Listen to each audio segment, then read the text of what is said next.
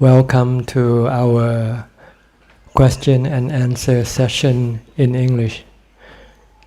For this month, we have about 30 something questions. 34 questions. So we'll start with question number 1. Please read it slowly. Question number 1, question from Canada, from Luis Ramirez. What is the best way to practice Vipassana? Well, Vipassana means the development of wisdom or insight to the true nature of things.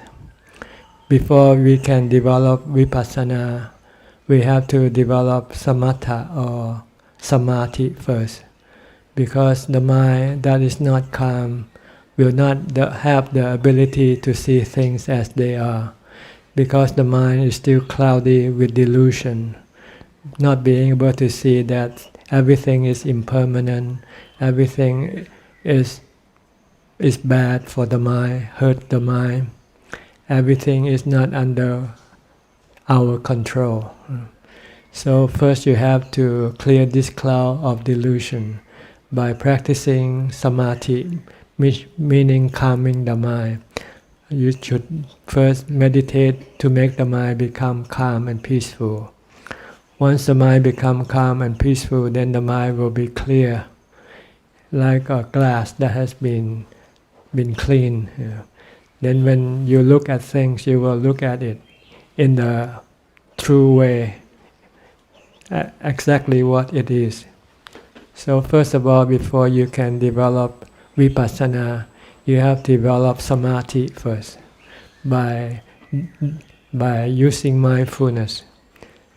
You need mindfulness to stop your mind from thinking. If you don't have mindfulness, you will not be able to stop the mind from thinking. When you cannot stop the mind, then the mind cannot be still and be calm and peaceful. So first you have to learn how to develop mindfulness.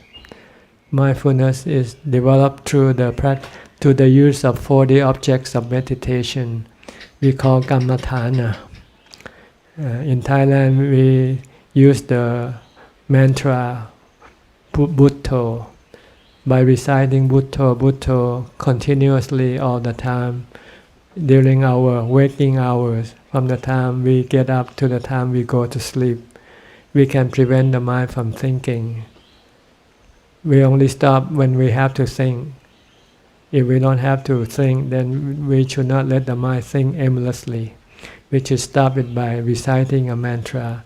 Like when you are preparing yourself to go to work, like bathing, washing, brushing your teeth, dressing, eating. This time you should not let the mind think. You should stop it by reciting the mantra Bhutto, Bhutto. Or if you don't like to use the mantra, you can use concentration on your body movement. Just keep watching what your body is doing at the moment, if you can, on your action. So this is the way to build up mindfulness.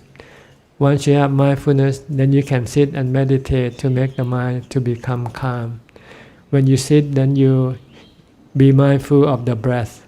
Watch your breath. Watch when the breath comes in and when the breath goes out. Just watch it at one point, usually at the tip of the nose. And if you can focus and watch your breath, then you will not be able to think about other things. If you think, you should ignore, come back to your breath. And if you can persist doing this, eventually your mind will stop thinking and your mind will become calm and peaceful and clear. Then after you withdraw from the state of meditation, your mind will still be clear. Then you can develop Vipassana. Teach your mind to look at everything as impermanent. Everything comes and goes, rise and cease. It's not under your control. You cannot control them or stop them from coming or going. Only thing you can do is to accept them for what they are. If you can accept them for what they are, then you will not be hurt. You only hurt because you resist. Question number 2 from Canada. Is it possible? Right information. If the mind has the right information, then it will not be afraid. See, right now the mind is fed with wrong information. The wrong information is that the body belongs to the mind, which in fact it doesn't belong to the mind. The body and the mind are like twins. They are independent of each other. So if the mind knows this, then the mind will not be afraid of death, because what is death is the body, not the mind. The mind doesn't die with the body. Yeah. So you need to feed the right information. Teach your mind that the body that you have is not you. You are the mind. You are the master. The body is the servant. You use the body to take you to places, to do things. But one day your body will have to die. But if you know that you are not the body, then you will not be afraid. If you're still afraid, that means you don't have the strength to stop your delusion. So you need to practice samadhi first, calm your mind first. Once you can calm your mind, stop your delusion, then you will not be afraid of death. Question number 3. I suffer from chronic and painful abdominal affliction. My abdomen pain start from my abdomen is painful from the start of my sitting meditation. I use the breath as my meditation object, but the pain sensations are always there within the field of my awareness. I wonder if with such chronic and permanent abdominal pain, is it possible to experience the sukha and piti to enter into jhana and to progress to higher jhana? If it is possible, how to do it? You have to ignore the pain in order to calm your mind. If you are distracted by the pain, then your mind cannot enter into jhana. So when you sit, you have to concentrate on your meditation object and ignore the pain. If you can ignore and concentrate on your meditation object, eventually your mind will enter into samadhi, into jhana. Then the pain will not follow you once you go inside. So when you start, you just have to be patient and be concentrating. Try not to be distracted by the pain. If you cannot use the breath, I think using a mantra might be helpful. Just keep reciting Bhutto, Bhutto, Bhutto, Bhutto. This will pull your mind away from the pain. Until the mind becomes calm enough to watch your breath, then you might switch from mantra to Bhutto, from Bhutto to watching your breath. Question number 4 from Alexander May, United States. Whenever a painful feeling arises during meditation, should I direct my mind entirely towards the feeling and just be the knower, or should I continue to focus on the breath? You can do either way.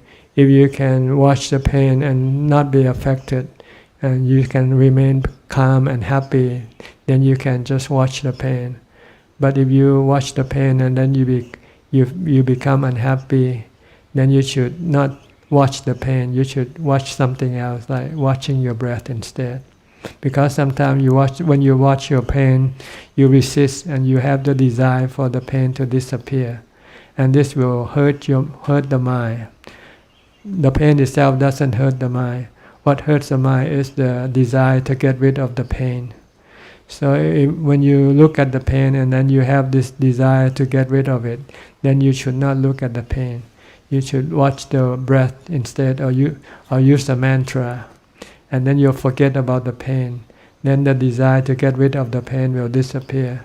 Then your mind can become calm and at ease and peaceful. Question number 5 from Scott Tim Brooks.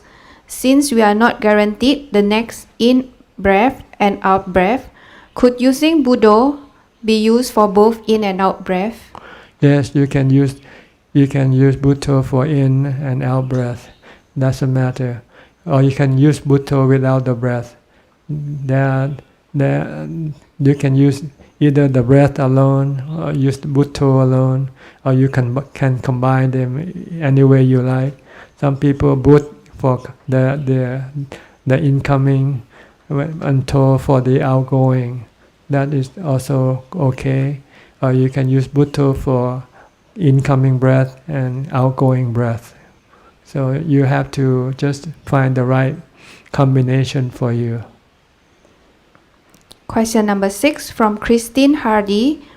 I have a great sadness that sits like a weight on me. I have spent much time sitting on it. I accept and embrace it as part of my experience.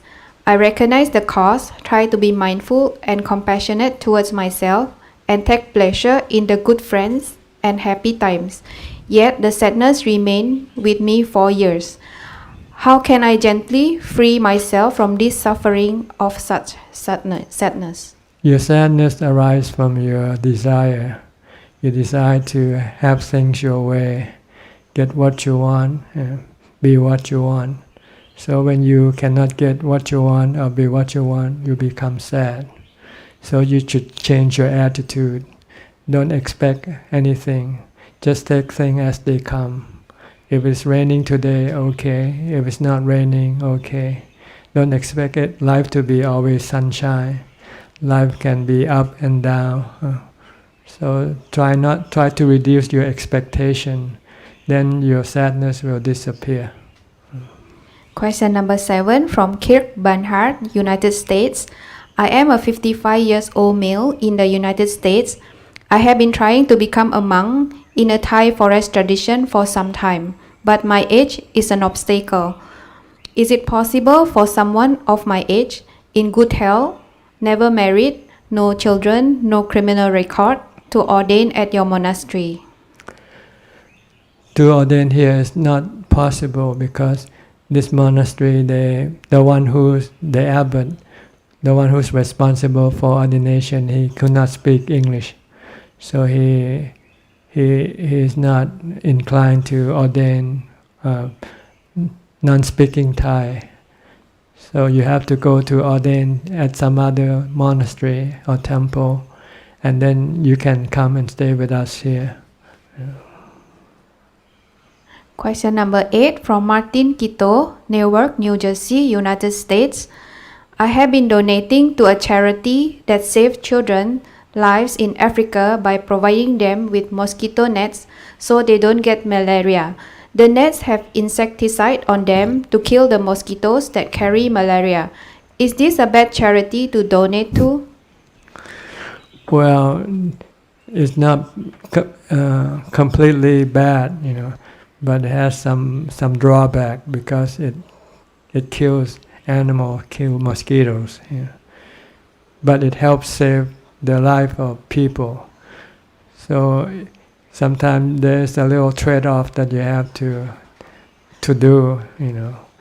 So if you feel not good, then you try to look at some other charity that doesn't have any adverse effect on other people's life. Question number 9 from Debbie Jonas from Canada. I follow your advice about telling my dinner guests that I wouldn't be paying for alcohol for their dinner. Even if I know that it is the right thing to do, why do I feel bad putting condition on my gift? Isn't doing the right thing supposed to make me feel calm and happy? Well, maybe it's not the right thing. That's why you don't feel calm and happy. Maybe the right thing is just to pay for the alcohol as well. Maybe you should try that. Because you are still holding back. You still have some your attachment to your money still has condition. If you want to feel good, then you should have no condition on what you give. Just give it and then let them decide for themselves what they want to do. If you feel this kind of giving doesn't make you feel good and happy, then do some other giving. Give some other kind of charity instead. Just like the other question, maybe it's not completely white. There's some gray in it. If you want it to be completely white, then you just have to maybe do some other kind of charity. Question number 10 from Sulasni Angriani, question from Indonesia. In the previous Q&A, Ajahn advised me that the only thing I can do is just to take care of my son, who is diagnosed with a rare genetic disorder, of which there's no treatment for him. I have been doing chanting, meditating, doing donation, listening and practicing Dhamma. Some people said that I chant iti piso for 108 times. Some said I make an oath to myself that my son will become a monk if he gets well. So other than taking care of my son, I wish that Ajahn can advise me if there is anything else I can do to lighten my son's bad karma. No, unfortunately, his karma, he has to be the one who has to receive the result. And so there's nothing that anybody can do as far as his karma is concerned. He just have to endure and experience the result of his karma. Question number 11 from Musfira Tahira, Lahore, Pakistan. While listening to your talk about controlling thoughts, or some questions arise in me. Who controls the thoughts? Who is the watcher of the thoughts? Who is getting rid of the thoughts to calm the mind? The mind itself. The mind is the one who knows. The mind who use mindfulness to control the thoughts. But normally for most mind, we don't use the mindfulness enough. We leave the mind, leave the thoughts alone most of the time. So the thought is the one that direct our life, which usually being driven by our defilement and delusion, and which lead us to more suffering and pain. So that's why we have to develop mindfulness to stop this delusion from leading us in the wrong direction. Once we can stop the mind from the thought from going in the wrong direction, the next step is to direct the thought to go in the right direction. The right direction is to see that everything is impermanent, everything is hurtful to the mind, everything is not under the mind's control. So it's better to leave them alone. Shouldn't have any desire to possess them, because once you possess them, then that thing can hurt you. When that thing changes from good to bad. And his next question, whom this mind belong to? The mind doesn't belong to anything. It's just a condition or a natural occurrence, like the rain, the sun, the wind, and the water. Next question number 12 from Nick Lim. I have a strong lustful mind towards women and I have trouble getting rid of it. Please advise. You have to learn to contemplate on the unwholesome aspect of the body. Look at the body in a different angle. Look at the body when it gets old. Look at the woman that you like when she turns old, or when she gets sick, or when she dies. Look at the body when it decomposes. When the body dies, first it will swollen, then eventually it will decompose.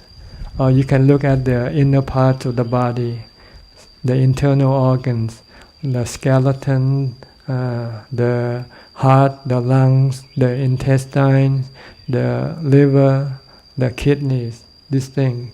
You have to learn to look at this thing. Then your lust for woman or man will disappear. Question number 13 from Alex Tan, Malaysia. We contemplate asupa to reduce our sexual desire. What should we contemplate on for us to reduce our jealousy, such as jealousy of others' success or wealth? You contemplate on the law of karma. We all are under the subject of the law of karma. Karma is action, what we do or what we did, and the result will arise from what we do and what we did. If someone do better than us, it means they did something better. So once you can see that it's the law, it's the truth, that there's no point to be envy or jealous, because it won't change anything.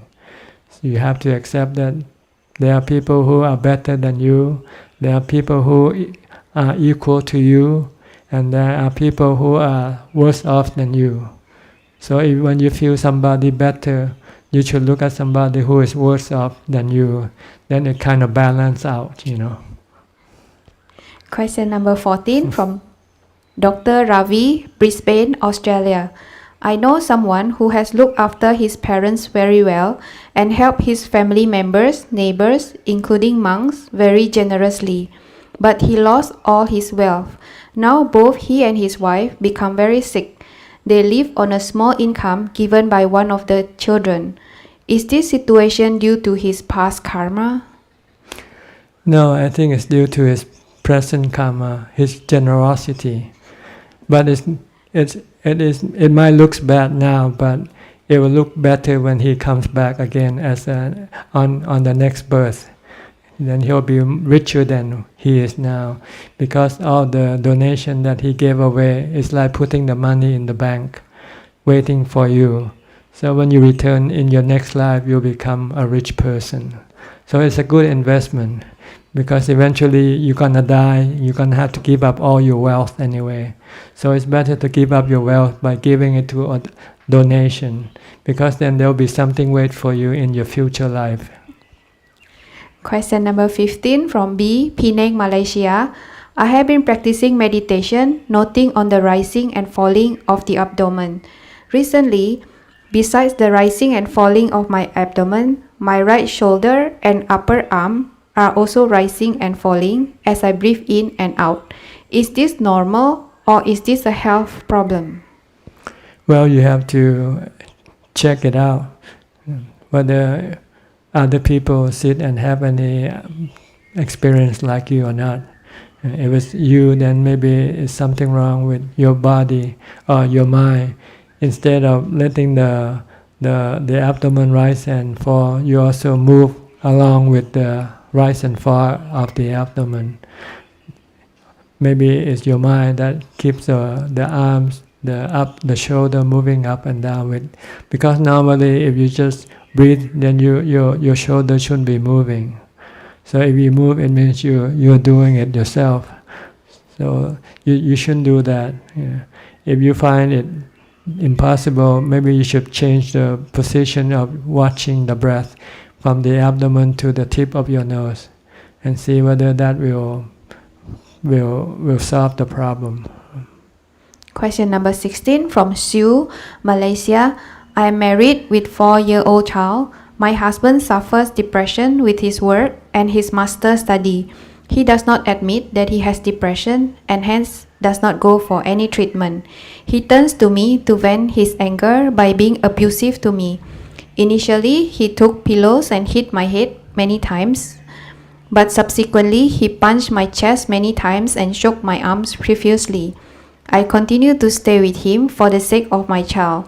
However, inside me, I have a lot of anger towards him. I am so fearful that my conversation with him might create the next episode of violence.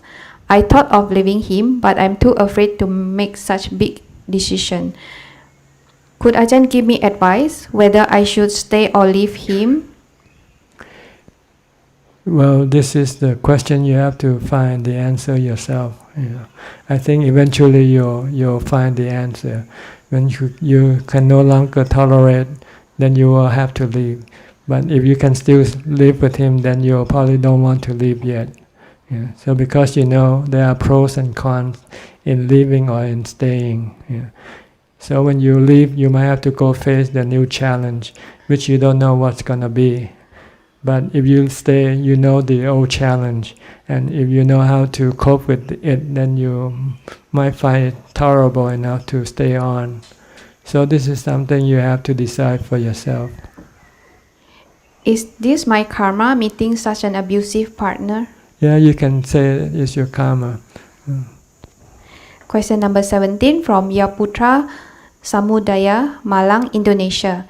I study in college in Malang, Indonesia. It has been a year that I become a chief of Buddhist community there. Most of my friends would not want to continue to serve the community. I feel pathetic for the situation and try all ways to gain friends to help me preserve it. Yet no significant progress despite all my effort. I often feel regret and feel that I wasted my time. So what should I do? Should I keep fighting to preserve this community? And should I feel regretful for wasting my time? Well, you just have to look at reality.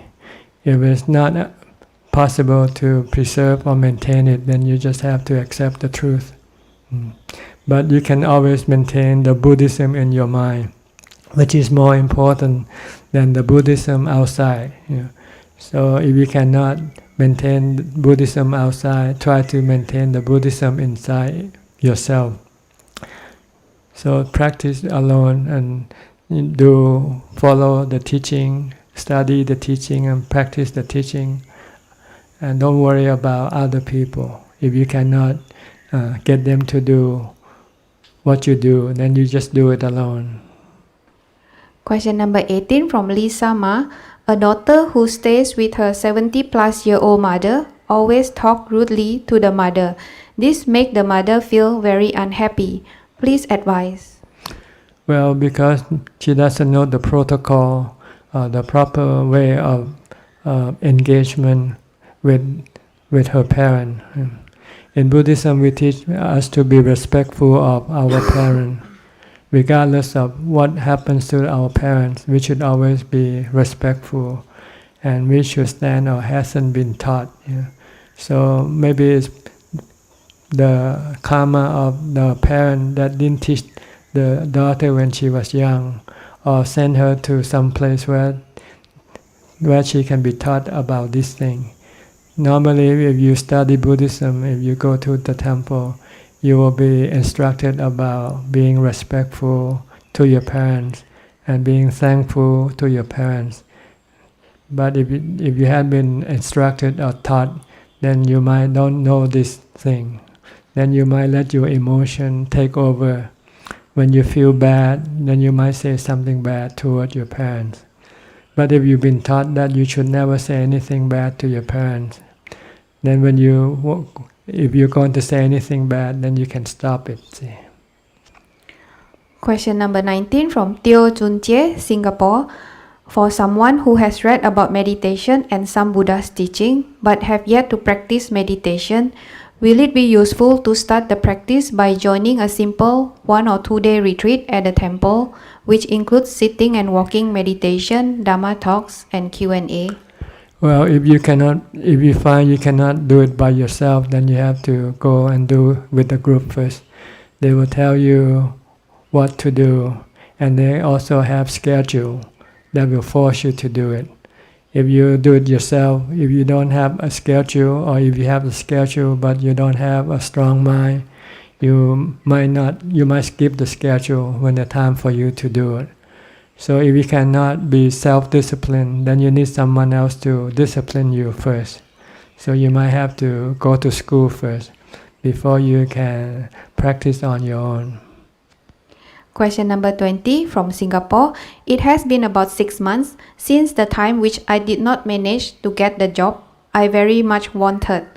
I know it is important to let go, but today, after 6 months, I still feel sad and disappointed. I hope to let go, but once in a while, the memory comes back. What should I do to really let go and not to feel sad and disappointed? Well, you have to accept the truth.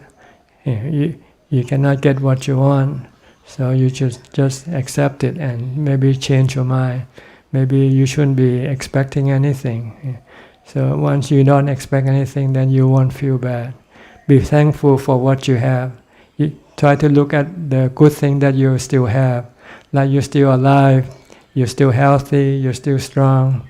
You can use the time that you are not working for some other purpose, such as studying the teaching of the Buddha and practicing the teaching, following the teaching. Then you can make your life profitable, because nothing is more profitable than the result that you gain from the practice following the teaching of the Buddha. Question number 21 from Singapore. When lust and attraction to other people's body arise, how can we curb it to prevent ourselves from following our passions? Look at the negative side of the body. Look at the inner organs. Look at the skeleton, the skull. Look at the lungs, the liver, the kidneys, the heart, the intestines. Look at the body when it's old, or when it gets sick, or when it dies. Question number 22 Other than Asubha meditation, what other ways can we use? Well, look at it as impermanent. And this relationship don't last forever. Eventually, you're gonna have to split, and when you split, you will become sad. So it's better not to have any relationship. Question number 23. As Asubha meditation can be scary, especially without experience or mentor, is it recommended that we practice it on our own? Well, if you cannot yet contemplate on Asubha, you first have to develop samadhi first. You have to have a mind that is calm enough to look at the truth.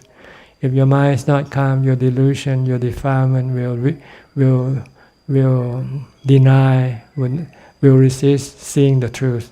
So first you have to subdue the defilement and delusion by practicing meditation for calm. Once your mind becomes calm, then you can look at the truth. Question number 24 from Radha Disayanake. I was taught that wishing everyone good silently and doing metta bhavana are good actions. It will purify one's mind. But Ajahn said that those activities, including chanting, are not that big doing. I read the Buddha's teachings saying that wishing others well with metta thoughts are more important than giving dana. Is it wrong? Wrong, because giving dana is the actual wishing people well, people good. You have to wish them well, wishing good by action, by not just thought, by just saying happy birthday when you go to a party and you don't bring any cakes or any present. You have to bring things to make people happy. Of course, they might be happy when you say happy birthday, but it's not as happy as when they get a birthday cake or get a birthday present.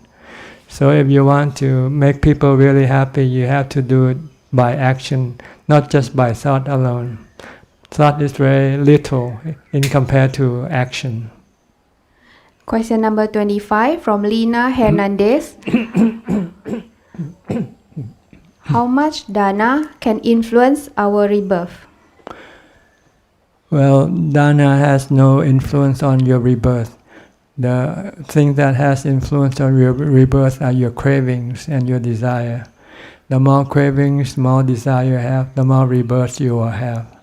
Dana will only give you the quality of your rebirth. If you do a lot of dana, charity, you have a good rebirth. You'll be reborn rich and well. If you don't, you will be born poor. Question number 26. I personally have tremendous fear and aversion towards cats and fear to be being reborn as one. What can I do with this fear? Well, you have to calm your mind. You have to practice mindfulness and sit in meditation. Because once your mind becomes calm, then the fear will disappear. And every time you think or when you meet something that you are afraid, you can use the mindfulness to stop your fear, like reciting the mantra, Bhutto, Bhutto. When you become fearful of anything, just keep reciting Bhutto, Bhutto. After a while, you forget what you were afraid of, and then the fear will disappear. Question number 27 from Deepa Pereira. Ajahn said that heaven and hell are like dreamlike state of mind. Good dreams are called heaven and bad dreams are called hell. I cannot agree to this as I have read and learned that heaven and hell exist. There are devas in heaven state and suffering one in the hell state. I have asked a monk from the forest monastery in Sri Lanka and he also does not agree with Ajahn. Could you please tell me where did you find the statement in the Tripitaka that heaven and hell are just dreamlike state and but not a state or place? No, I didn't look in the Tripitaka. I look in my mind. I know what my mind do when there's no body. It dreams when there's no body. And this dream-like state are called heaven and hell. See? But if you don't believe me, it's okay. It's just my personal interpretation of heaven and hell. If it doesn't fit your interpretation, It's all right with me. You look for your own interpretation. Question number 28 from Gayatri Dilusika, Sri Lanka. I always do good deeds and will not get angry even if someone treats me badly. I always practice metta in my mind and train my mind to see the three characteristics in everything. However, I'm still jobless and things always get worse. Could you please explain why? Well, because it has nothing to do with having a job or not having a job. Actually, it's good to have not to have a job, because then you have the time to practice full time. See? So maybe this is your karma. It's for you to practice full time, so you can never get a job. Question number 29 from Chamil Rapinda, Sri Lanka. Is mindfulness about anicca, dukkha, anatta? No, mindfulness is about watching something and stopping your thought. You watch something to stop your mind from thinking about other things. Mindfulness means to be careful, watch what you do. Because when you're careful or watch what you do, you cannot think about other things. So mindfulness is about stop thinking by concentrating on what you do or concentrating on a mantra. Question number 30 from Annie Mail.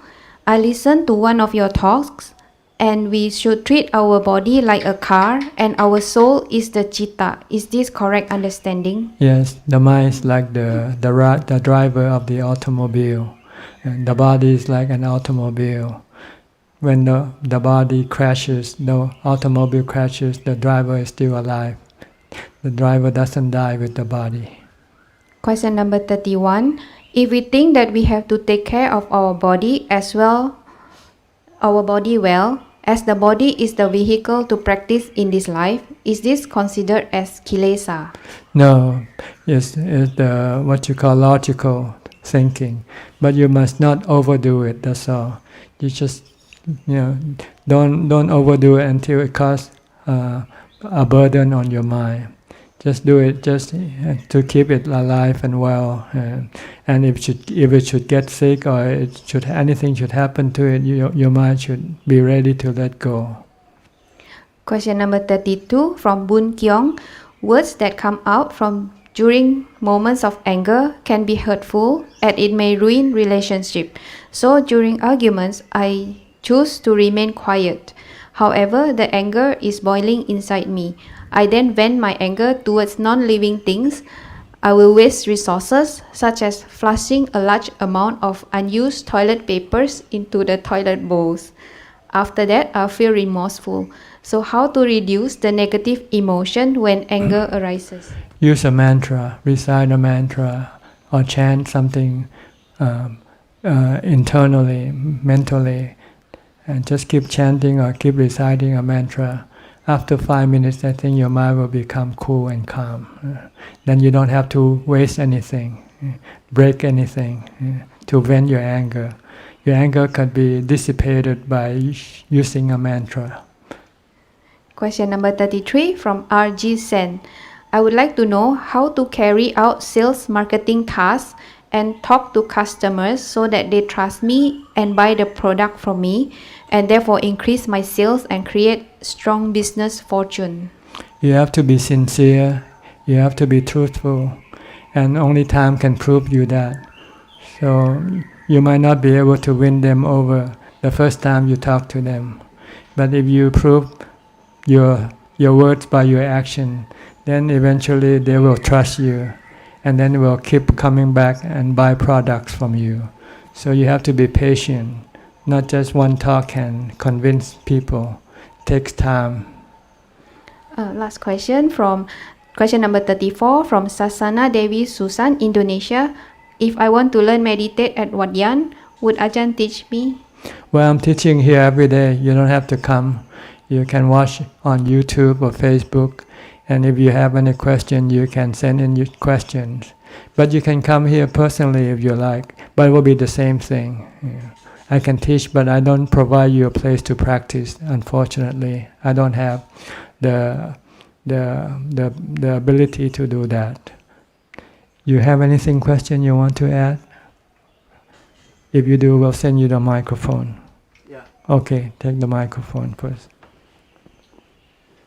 Um, well, I'm on holiday here with my father now, at my father's place. But usually I live in Denmark, as I said. And when I live at home, I feel a deep desire when I'm around people, like friends, work-wise,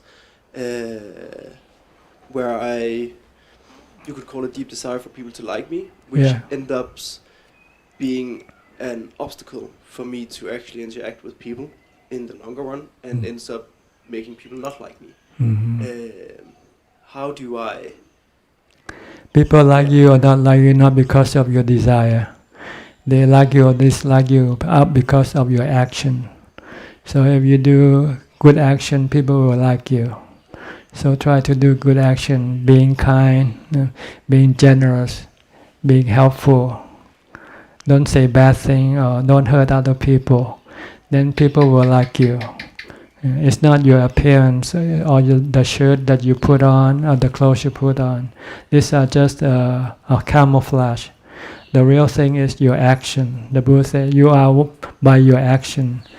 People love you because you say good things, you do good things. You don't hurt people. So this is what you should concentrate on if you want people to like you. But then you cannot expect that everyone will like you. So you have to don't expect anything from people. Just try to do good and be yourself. Be truthful, be honest, be sincere. If people like you, fine. If they don't like you, it's too bad. You cannot force everybody to like you. And not everybody will hate you either. Because people sometimes they don't like honest people. They like dishonest people. They like people to lie to them to make them happy. And if you tell them the truth, they might not be happy, so they might not like you. So you just have to accept the truth that you cannot expect people to like you, but your action will be the attraction for people. Good action will make people like you more. Bad action will make people hate you more. Okay? Anything else? Okay. You sure? How about your parent? Send him the microphone. Yes, actually I have a question. Is coming out from when you explain about kids need to learn to not speak bad against their parents. Yes. But if a kid have something which is hurt them heart very much, but they know if they're open about those things, it will be very strong hurt for their parents. Should they keep quiet or should they speak open? It will really hurt their parents. Well, they should ask for permission first. Say, may I speak something that hurts me, but it might hurt you? Will you be willing to listen to what I say? If the parents say yes, then you can say it. But you should always say it in a respectful manner, not out of anger or hatred. But explain or tell your parents what your problem is, so they can know, and then maybe they can help you solve your problem. Yes, you can talk back, but at the right time. When your parents say, do this something, and you say, no, you shouldn't do that. When your parents say something, do it. Because usually it's good for you. But if you cannot do it, then you maybe raise your hand and say, may I say something? I cannot do what you tell me, and tell them why. Do it in a what you call civilized manner. Don't do it by shouting at each other, arguing at each other. You can communicate, but you should not argue. Okay, this is the purpose. You can teach, even tell your parent if they do something wrong, and the parent might not know it.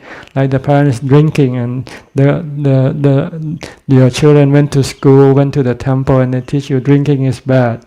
So she come back and tell your parent, may I tell you something that I learned today? And you say yes, then you say the temple say that we should not drink. So this you can tell, but you have to find the right moment or the right situation that will make it profitable to talk. If the listener is not willing to listen or get angry, then you should not say anything yet. Okay? All right. You have anything to say, little girl?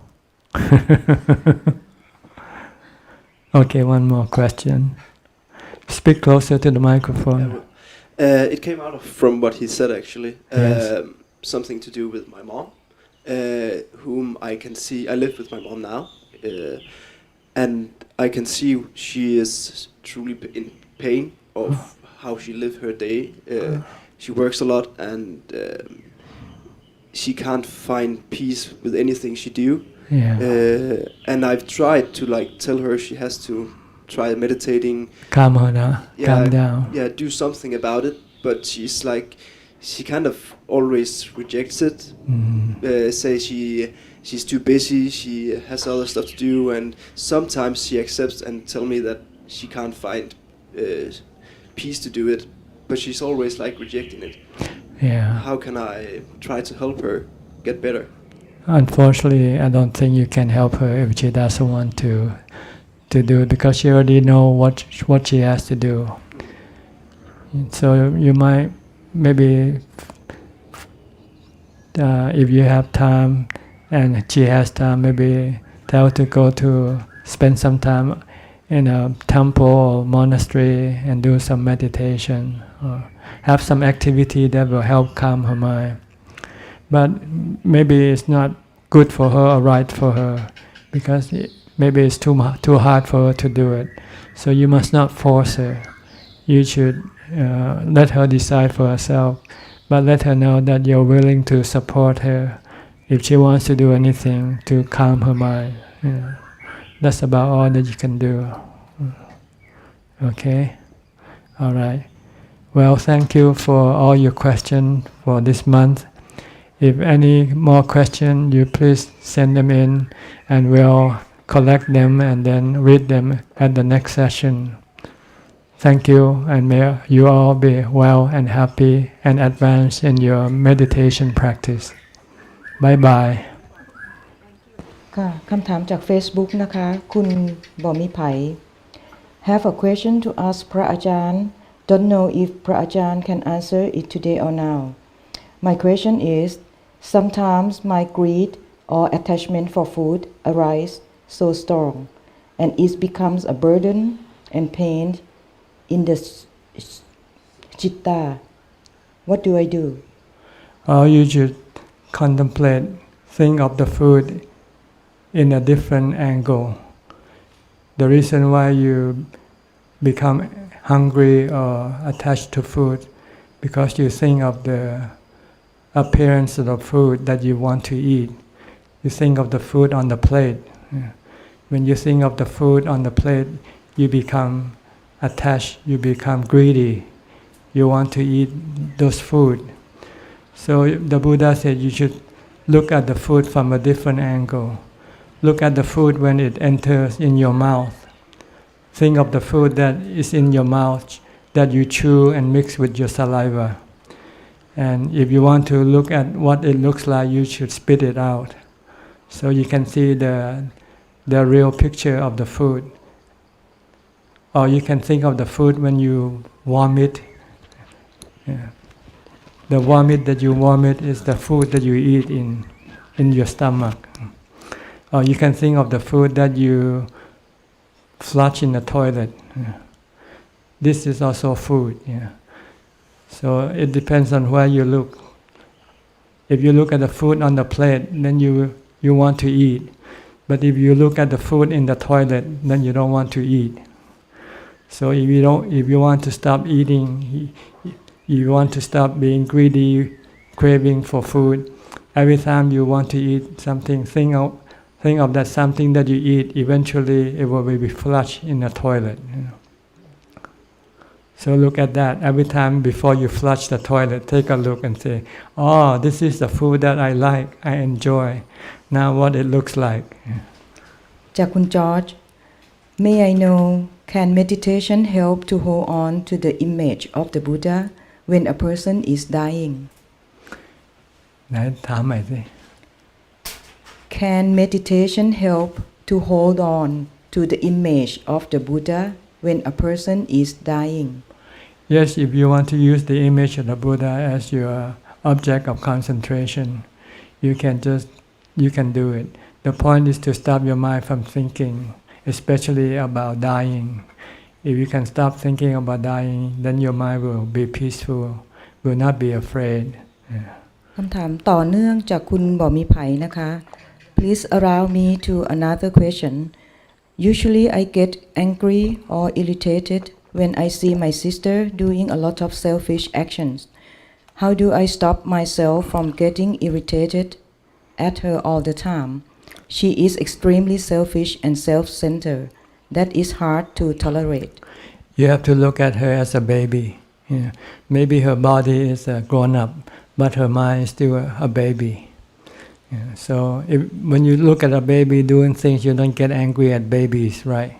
Because you understand that that's babies. They will do anything the way they want to do. So it's the same way with your sister. Even though her body is a grown-up body, but her mind is still a baby. So if you can look at everybody as babies, then you won't get angry at them. Okay? So yesterday... Speak closer to the microphone. Okay. Yesterday, after reading Lungta's book Forest Desana and his experience on sitting long to establish more foundation in the practice by investigating Dukkha Vedana, I tried yesterday, and while investigating, I do the Buddho first, and then when the dukkha comes, I start investigating, and then I come into conclusion where the pain, there are three different cases. The pain has to arise. There is a rupa, which is like a corpse, you cannot feel the suffering. And then when you are sleeping, there is a rupa and nama, but you do not suffer. But when you are awake from your sleep, and then you feel sore and everything, that's where the citta start grasping the nama and rupa. And then after coming into that understanding, I feel calm and can accept the pain more. And after that, the resulting calm lasted for quite some time. What I want to ask, is it a correct investigating way, or is it just a speculative? And what would you suggest? Should I just develop the concentration more, or how should I approach the practice? You should just try to be able to cope with your pain every time it comes up, just like the way you could do before. Try to be able to use contemplation, wisdom to separate the mind from the pain, and not to be afraid of the pain or not to be affected by the pain. Just keep your mind calm and not hurt, not affected. Every time the pain arises. So you have to wait and see whether you have developed this on a permanent basis or on a temporary basis. So you have to wait for the next time, or you can go sit tonight and let the pain arise again, and then see if you can manage the pain again like before. Keep doing this until you become confident that the pain of the body can no longer hurt you. No matter how painful the body becomes, you will not be hurt by the pain.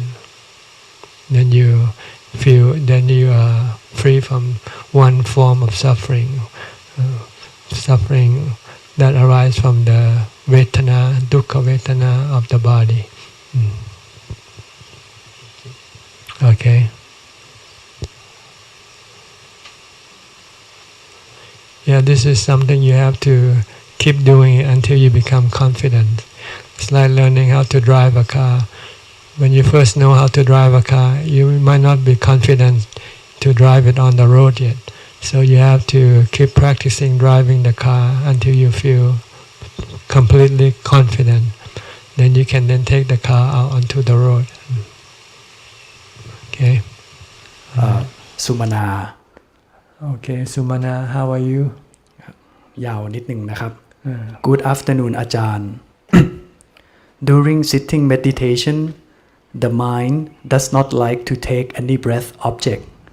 There is only a knowingness which aware changes in sensation at one point in the body. Sometimes knowingness and mental states constantly moving in its own accord. I can hear the sound of silence when I am with the knowingness.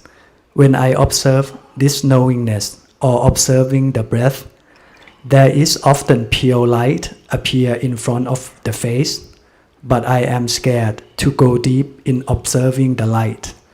I always try to avoid this pure light. It is sometimes very strong. I am afraid that I may see ghosts and in danger during meditation. Because there were some story I listened previously. May I have your advice, please? Well, the problem of meditating in this manner is you don't have anything to protect your mind. So you should have a meditation object that you can cling to, attach to, so that whatever happens, you can ignore them.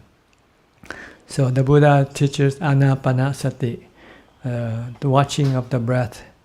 Just keep observing the breath at the tip of your nose.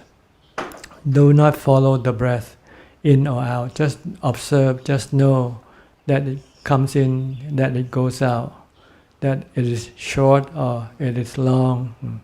Just know. And then whatever happens, whether there is light or anything, just don't pay attention to them. Keep paying attention only to the breath. Then there wouldn't be any problem. But if you keep changing your meditation object from this thing to that thing, then when you run into something you don't like, you don't know what to do. So you should not do this kind of meditation. You should focus your mind only on one object. If you want to follow the Buddha's teaching, then you should use anapanasati. Concentrate on the breath. Then it will be safe and will be productive. It will bring your mind to peace and happiness. From Sumana. Okay. Second question, Sumana. There is only a knowing mind. All objects comes and go on its own. When I try to do anapanasati, I feel very unnatural, very forceful. Please correct my understanding. Well, your mind needs to be forced. If you leave the mind at its own whims and fancy, then your mind can backfire on you. It can produce good and it can produce bad things for you. But if you force your mind, then you will be able to force it to stop producing bad things for you, and can force it to produce only good things for you. So it's up to you. If you don't want to force your mind, then you don't need to meditate, you don't need to practice, because the practice is to force your mind, to tame your mind, which is untamed, which is wild and restless, has no control of itself. Sometimes it can be good and sometimes it can be bad. But if you know how to tame, how to control it, then you can always make it good and never bad. จากสุมาณาครับ third question. Okay. Now all I see is dukkha regarding mind and matter.